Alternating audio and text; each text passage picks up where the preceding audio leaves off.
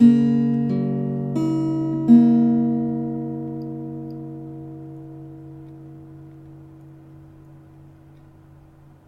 is Trevor's English Vocabulary, Episode 4.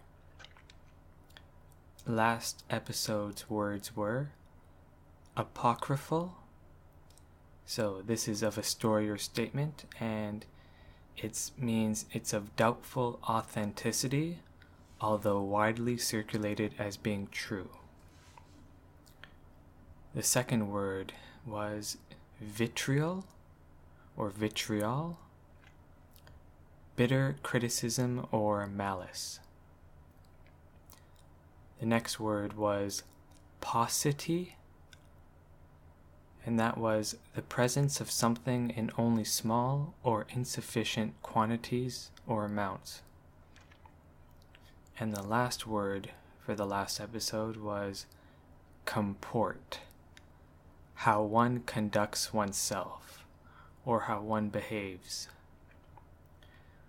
or to behave in a manner comfortable to what is right, proper, or expected. He comported himself well in the crisis. So this episode's words are ephemeral, repudiate, invective, and palpable. So the first word, ephemeral. Ephemeral, spelled E-P-H-E-M-E-R-A-L,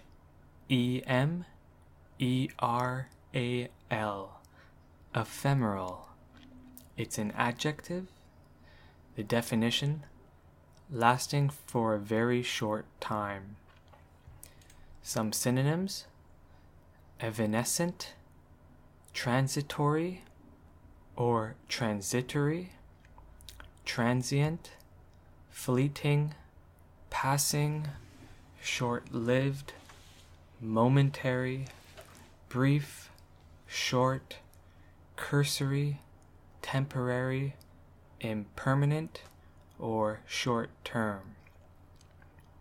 The origin of the word is from New Latin, ephemeris, or from Ancient Greek, ephemeros, or ephemerios, which is during the day, living or lasting but for a day, short-lived, temporary.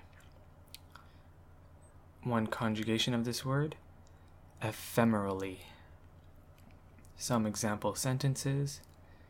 The ephemeral rainbow lasted only a short period of time before it disappeared. Rainbows can only exist ephemerally before they vanish. A trick for remembering this word, ephemeral sounds like the word phantom. A phantom is a ghost or apparition which in horror movies only seem to last for a split second when you try and look at them. So when seeing or hearing ephemeral, think phantom. It has the same PH letters in the word. Then think short-lasting. Our next word is repudiate. Repudiate, repudiate. Spelled R-E-P-U-D-I-A-T-E.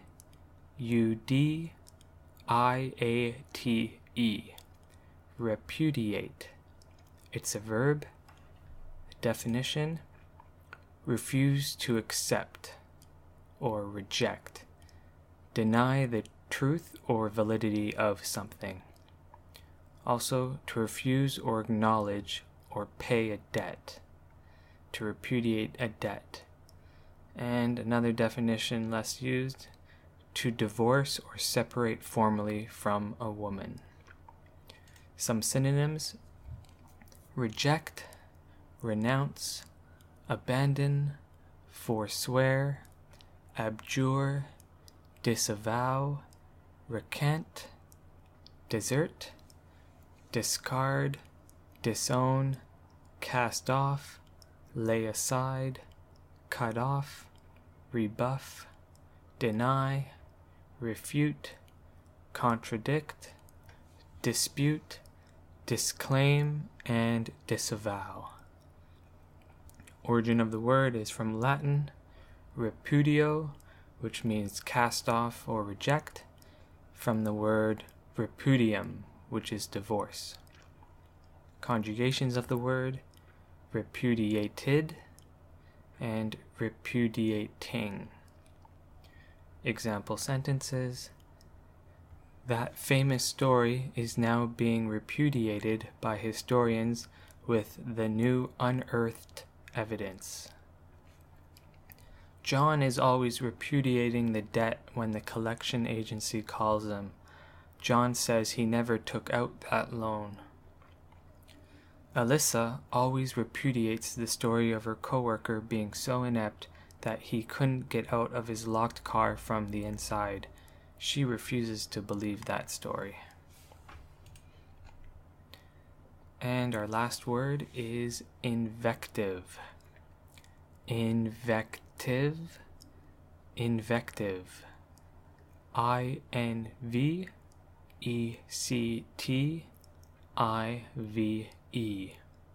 Invective. It's a noun, and the definition is insulting, abusive, or highly critical language. Synonyms: abuse, insults, vituperation, expletives, swear words, swearing, curses, bad language, and foul language. Origin of the word is from Old French, invectif, from late Latin invectivus, attacking. Conjugations of the word invectively, adverb, invectiveness, noun. Example sentences: Bill launched a stream of invective against Joanne because she did a bad job. Bill invectively launched a stream of abuse against Joanna because she performed a shoddy assignment. Bill spoke with Joanne with invectiveness because she executed a substandard project. Tricks for remembering this word. Here's a phrase with a little bit of rhyming. An invective is corrective that makes people effective. An invective is corrective that makes people effective. So in the military, yelling at someone is a corrective measure that will hopefully make someone effective. An invective is corrective that makes people effective. So our last word, I think I got word number 3. I said that was the last one.